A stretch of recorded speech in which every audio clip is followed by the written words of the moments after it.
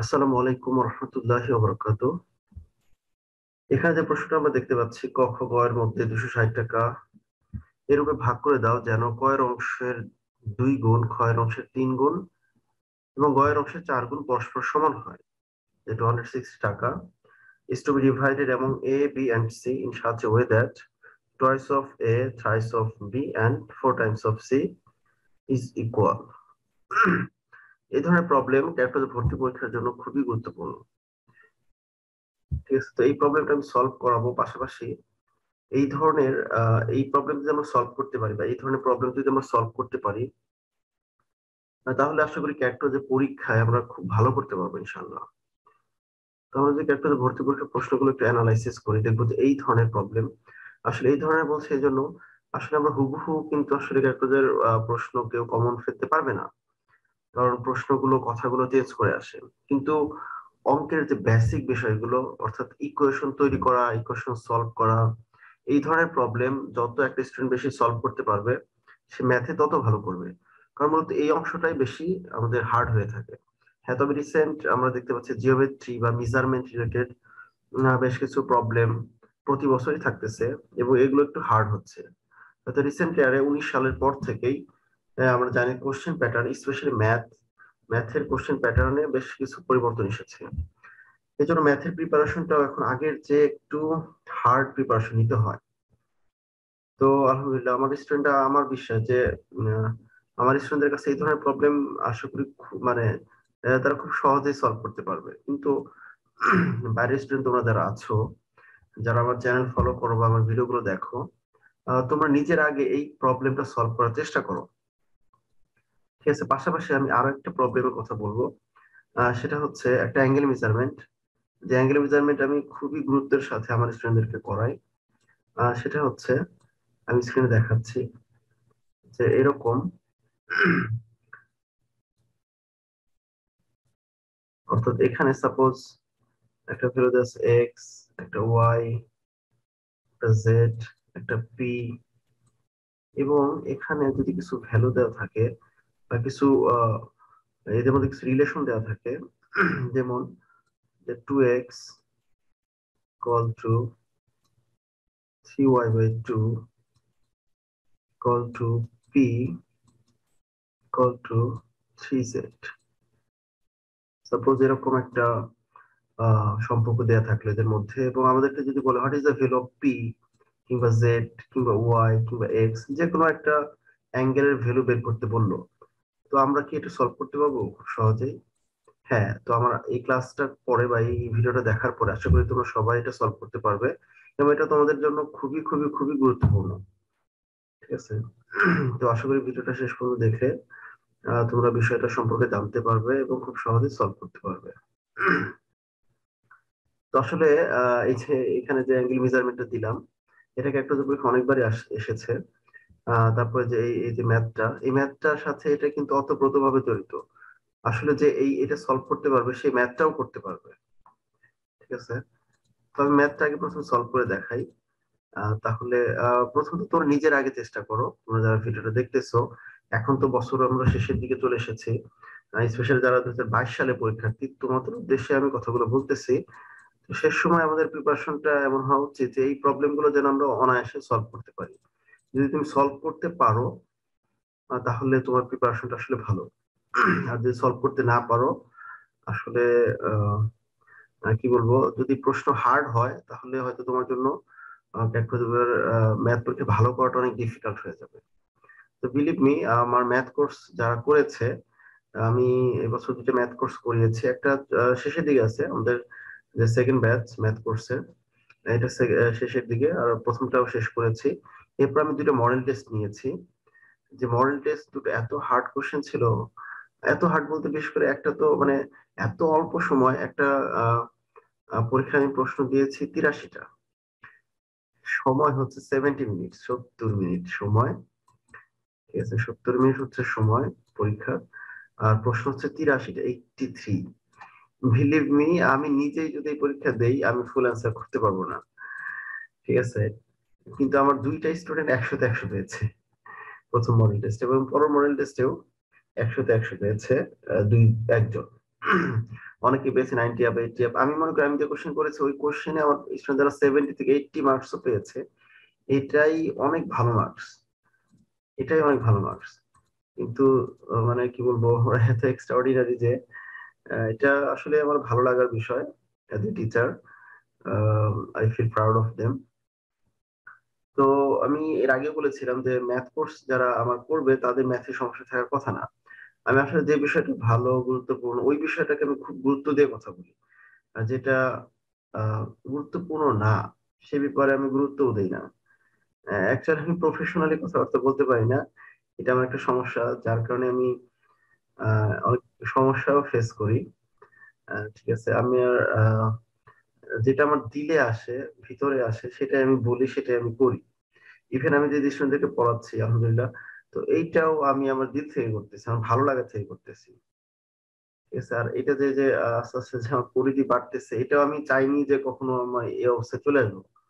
তো যাই হোক, পরিস্থিতি আমাকে এখানে নিয়ে এসেছে আলহামদুলিল্লাহ, আল্লাহ তাআলার সাহায্যেই আমি এসেছি। তো আমি মূল ইয়েতে ফিরে আসি।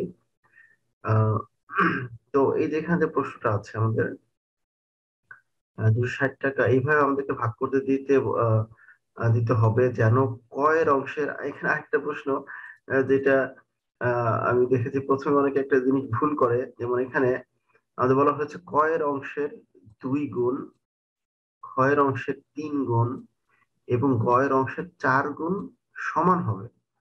এত এখান থেকে আসলে বোঝা যাচ্ছে কে সবচেয়ে বেশি টাকা পাবে। এখন এটা অনেকে আমাদের প্রথম দিকে অনেকেই বলে যে গয়ের অংশ 4 গুণ, তার মানে গ সবচেয়ে বেশি টাকা পাবে। ঠিক আছে, আসলে কি বিষয়টা কি তাই? আসলে বিষয়টা সম্পূর্ণ উল্টো, অর্থাৎ গ পাবে সবচেয়ে কম টাকা। আমি এটা একটা এক্সাম্পল দেই, যে আমার কাছে যত টাকা আছে, সাপোজ আমার কাছে এক্স টাকা আছে, আর আরেকজনের কাছে আছে ওয়াই টাকা। তো আমার টাকা হচ্ছে তার টাকার দ্বিগুণ। আমার টাকা, এক্স এর টাকা, এক্স হচ্ছে আমার টাকা, ওয়াই হচ্ছে অন্য একজনের টাকা। তো আমার টাকা হচ্ছে ওয়াই টাকার দ্বিগুণ। এখন আহ দ্বিগুণ করলে, আচ্ছা আমার টাকাকে দ্বিগুণ করলে ওয়াই টাকার সমান হবে। ঠিক আছে, আমার টাকাকে যদি দ্বিগুণ করা হয় তাহলে ওয়াই টাকার সমান হবে। এখন কার টাকা বেশি? এখন আমরা জাস্ট একটা এক্সাম্পল দেই। সাপোজ আমার যদি 20 টাকা থাকে, তাহলে ওয়াই এর কত টাকা থাকবে? আমি বলেছি আমার টাকার চেয়ে ওয়াই টাকা হচ্ছে দ্বিগুণ, তাহলে অবশ্যই 40 টাকা থাকবে। তাহলে আমি যদি সমান করতে চাই, যেহেতু আমি এখানে ইকুয়াল সাইন ব্যবহার করেছি, আমি যদি সমান করতে চাই আমি কাকে 2 দিয়ে মাল্টিপ্লাই করব? আমার টাকাকে, এক্স কে, অর্থাৎ তাহলে কি হচ্ছে 2x ইকুয়াল টু হচ্ছে ওয়াই। তার মানে এখানে আমি 2 কে এক্স দিয়ে মাল্টিপ্লাই করেছি, দ্যাট মিনস এটা হচ্ছে ছোট।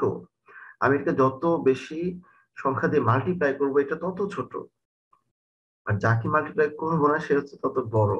এই জন্য আমরা অনেক সময় স্টুডেন্টরা ভুল করি, যে মনে হচ্ছে যে গয়ের টাকা 4 গুণ মানে সি এর টাকা, তো ওর টাকা সবচেয়ে বেশি না, আসলে ওর টাকা সবচেয়ে কম। যেমন এখানে আমার চেয়ে ওয়াই টাকা যদি দ্বিগুণ হয়, তাহলে অবশ্যই আমার 20 টাকা থাকলে তার 40 টাকা আছে। এখন আমি যদি ওয়াই কেই দ্বিগুণ করি, তার টাকা যদি দ্বিগুণ করি, তাহলে কি হবে? আরো বেড়ে যাবে, 4 গুণ হয়ে যাবে। ঠিক আছে, এই জন্য যেহেতু আমার টাকা কম, আমাকে মাল্টিপ্লাই করতে হবে 2 দিয়ে, আর যাকে মাল্টিপ্লাই করা হচ্ছে তার মানটাই কম, তার টাকার পরিমাণ হচ্ছে কম। আচ্ছা, আশা করি বিষয়টা বুঝতে পেরেছো তোমরা। ঠিক আছে, তো আমরা পরের অংশে যাচ্ছি। এখানে আমাদের তিনজনের টাকা, টোটাল টাকা হচ্ছে 260। অর্থাৎ কয়ের টাকা বা এর টাকা প্লাস বি এর টাকা প্লাস সি এর টাকা ইকুয়াল টু হচ্ছে 260 টাকা। ঠিক আছে, তো আমরা সবার টাকাকে আমরা একটা মান হিসেবে ধরতে পারি, যে ধরি এক্স এর হচ্ছে ওয়াই এর হচ্ছে এক্স টাকা, বি এর হচ্ছে ওয়াই টাকা, আর সি এর হচ্ছে জেড টাকা, এবং তাদের তিনজনের টাকার যোগফল কত? 260 টাকা। ঠিক আছে, তিনজনের টাকার যোগফল হচ্ছে 260 টাকা।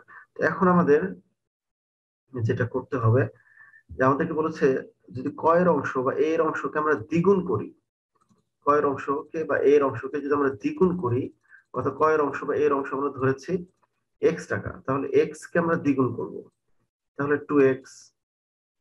এরপর হচ্ছে ক্ষয়ের অংশ বা ওয়াই এর অংশ, ওয়াই এর টাকা হচ্ছে 3y 3 গুণ, আর জেড হচ্ছে 4z মানে তার টাকা 4 গুণ।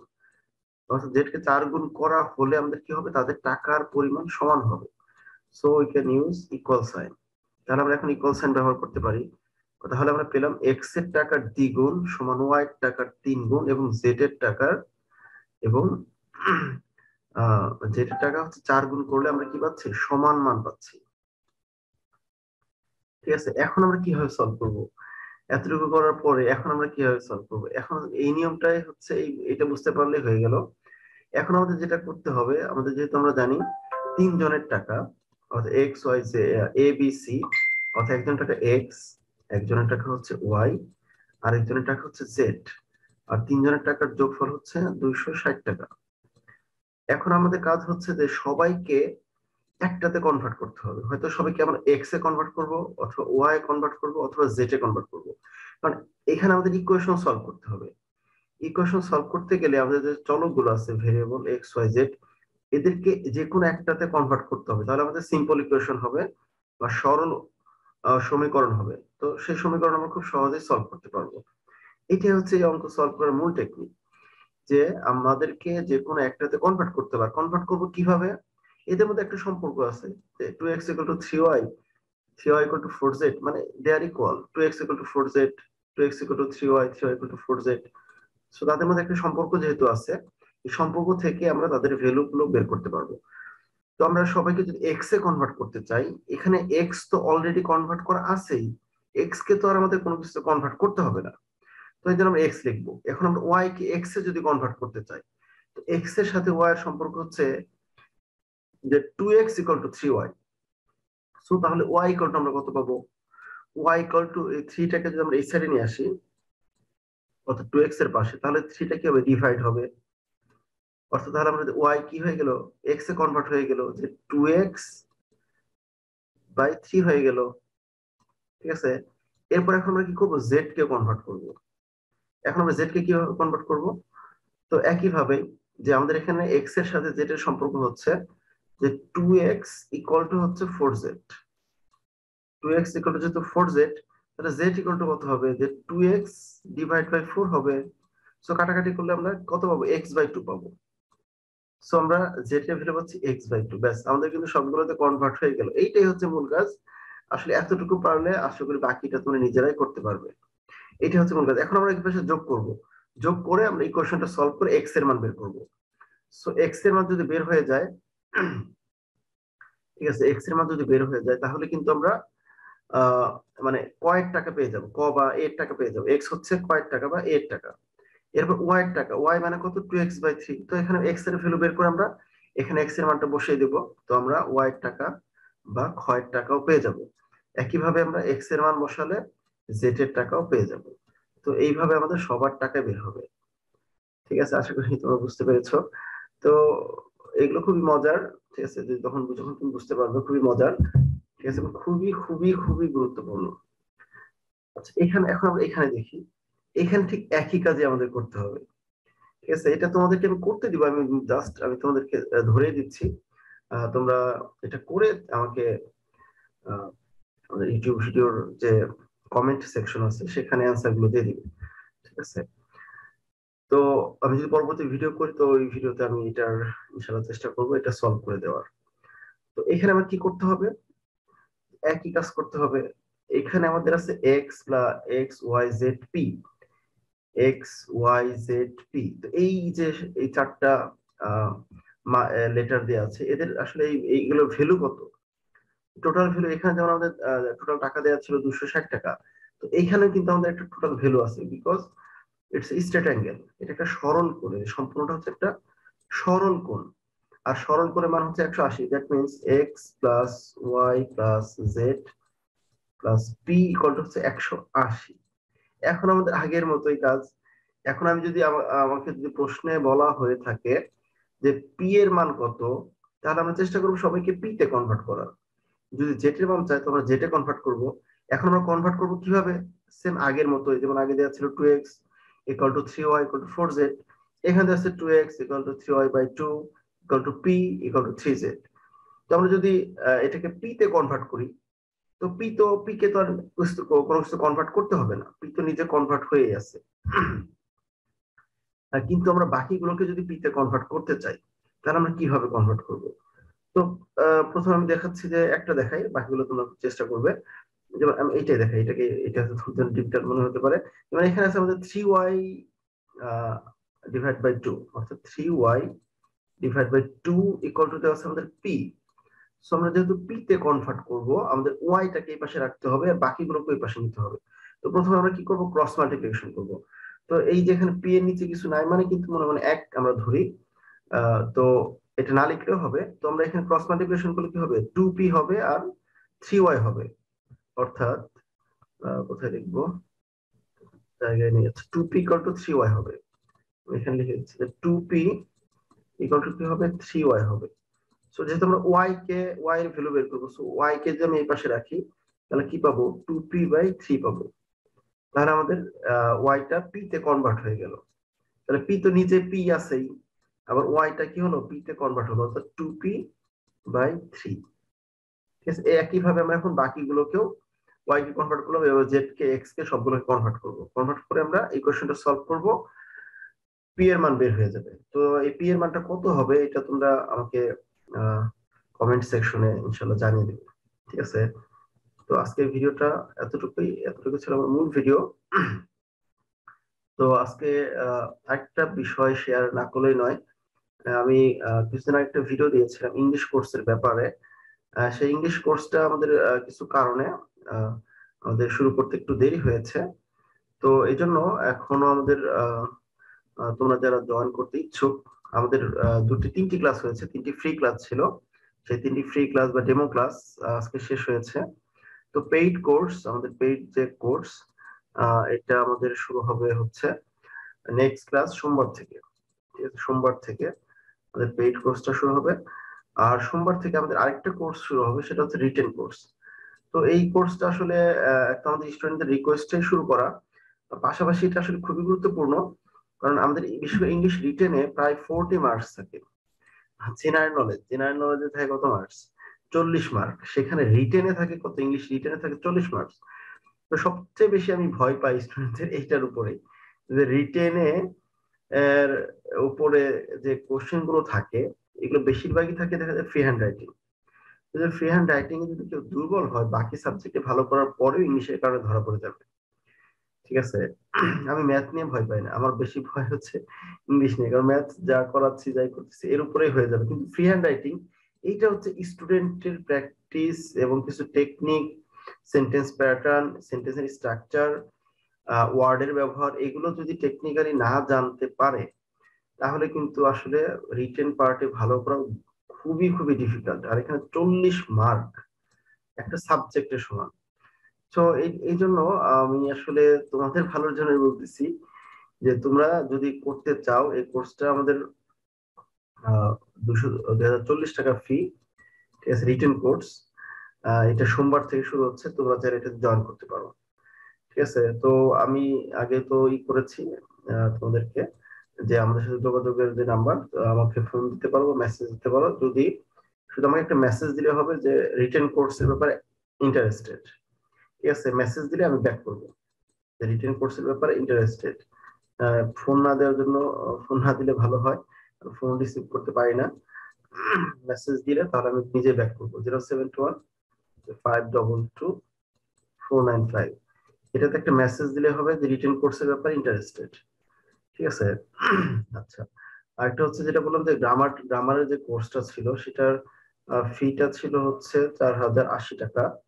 তো এই ভিডিও দেখার পর যদি কালকের মধ্যে কেউ ভর্তি হয়, অর্থাৎ কালকে হচ্ছে কি বার? সোমবার, কালকে রবিবার, সোমবার দুপুরের মধ্যে ভর্তি হলে এই ফিটা রাখা হবে 3060 টাকা। ঠিক আছে, এটা ডিসকাউন্ট দেওয়া হলো 3060 টাকা। আসলে যে রেকর্ড গুলো করতেছি ভিডিওটা, এটা মূলত জুমের মাধ্যমে। আহ, তো মাঝখানে নেটওয়ার্ক প্রবলেমের কারণে কথাগুলো মনে হয় কেটে কেটে আসলো কিনা বা রেকর্ড হলো কিনা আমি আসলে খুবই আই এম নট শিওর। তো আমি লাস্ট যে কথা বলেছি যে আমরা সোমবার থেকে আহ, সোমবার রিটেন কোর্স, রিটেনের একটা কোর্স আমরা শুরু হবে। আর রিটেন কেন ইম্পর্টেন্ট সেটাও একটু বলেছি, কথাগুলো রেকর্ড হয়েছে কিনা জানি না। রিটেনে 40 মার্কস থাকে, 40 মার্কস, আর জেনারেল নলেজ জিকে হচ্ছে 40 মার্কস। তো বুঝতেই পারতেছো যে ইংলিশের রিটেনটা কতটা ইম্পর্টেন্ট। জিকেটাতে পড়লে না পড়লেও আসলে 20 থেকে 30 মার্কস উঠানো যায়। সায়েন্স, বিজিএস, আইসিটি এগুলো একটু ভালো করে পড়লেই আর সেই দিকে কিছু সাজেশন ফলো করলেই মোটামুটি 30 মার্কস কোশ্চেন, খুব বেশি হার্ড না হলে 30 মার্কস অনায়াসে উঠানো যায়। বাট রিটেনে, ইংলিশের রিটেনে কিন্তু এটা খুবই ডিফিকাল্ট। এই 40-এর মধ্যে 20 উঠানো ডিফিকাল্ট। তো ইংলিশের রিটেনটা খুবই গুরুত্বপূর্ণ, ঠিক আছে, খুবই গুরুত্বপূর্ণ। অনেক বাংলা ভাষার স্টুডেন্ট এই কারণে বাদ পড়ে, রিটেনের কারণে বাদ পড়বে, ঠিক আছে। আর ক্যাটো যেহেতু ইংলিশ ভার্সন, আর ইংলিশ শেখার বিকল্প আসলে নেই। যেখানেই পড়ি, যে সাবজেক্টে পড়ি, যাই করি, ইংলিশের বিকল্প নেই। আর রিটেনটাতে আমরা গ্রামাটিক্যাল পার্ট সহজে মুখস্থ করে আয়ত্ত করতে পারলেও রিটেনটা সহজে আয়ত্ত করতে পারি না। এই জন্য আসলে সেন্টেন্সের প্যাটার্ন, স্ট্রাকচার, ওয়ার্ডের ব্যবহার, ঠিক আছে, এগুলো শিখতে হয়, ঠিক আছে। এই জন্য রিটেনের যে কোর্স, সেটা আমাদের 2040 টাকা ফি। তো আমরা চাই, আমরা যারা ইন্টারেস্টেড তারা, আমি একটা নাম্বারটা লিখেছিলাম স্ক্রিনে, রেকর্ড হয়েছে কিনা আমি জানি না, 7215222495, এটা আমার নাম্বার। এই নম্বরে ফোন করার দরকার নেই, একটা টেক্সট মেসেজ দিলে হবে যে ইন্টারেস্টেড অ্যাবাউট রাইটিং কোর্স, ঠিক আছে, রিটেন কোর্স, ঠিক আছে। রিটেন কোর্সের ব্যাপারে ইন্টারেস্টেড বা আগ্রহী লিখে একটা মেসেজ দিলে হবে, আমি নিজেই ব্যাক করবো ইনশাল্লাহ, ঠিক আছে। আর যেটা বলেছিলাম, ইংলিশের যে গ্রামার কোর্সটা আছে, সেটা সোমবার দুপুরের মধ্যে যদি কেউ ভর্তি হয়, আমাদের 4040 টাকা, 80 টাকার যে কোর্স, সেটা 1000 টাকা ছাড় দেওয়া হবে। সোমবার দুপুরের মধ্যে, দুপুর 12টা, 12 PM, ঠিক আছে, 12 PM এর মধ্যে, ঠিক আছে। আচ্ছা, তো আর আমাদের স্টুডেন্টদের জন্য তো ছাড় আছে, সবসময় থাকে, এটা বাইরের স্টুডেন্টদের ফি এর কথা বললাম। ঠিক আছে। তো আর আজকের ভিডিওটা আশা করি তোমরা উপকৃত হয়েছো, ঠিক আছে। আমি চেষ্টা করবো শেষ মুহূর্তে আরো কিছু গুরুত্বপূর্ণ ভিডিও দেওয়ার জন্য, ঠিক আছে। তো আজকের ভিডিওটা এই পর্যন্তই। সবাই ভালো থেকো। আসসালামু আলাইকুম ওয়া রাহমাতুল্লাহি ওয়া বারাকাতুহু।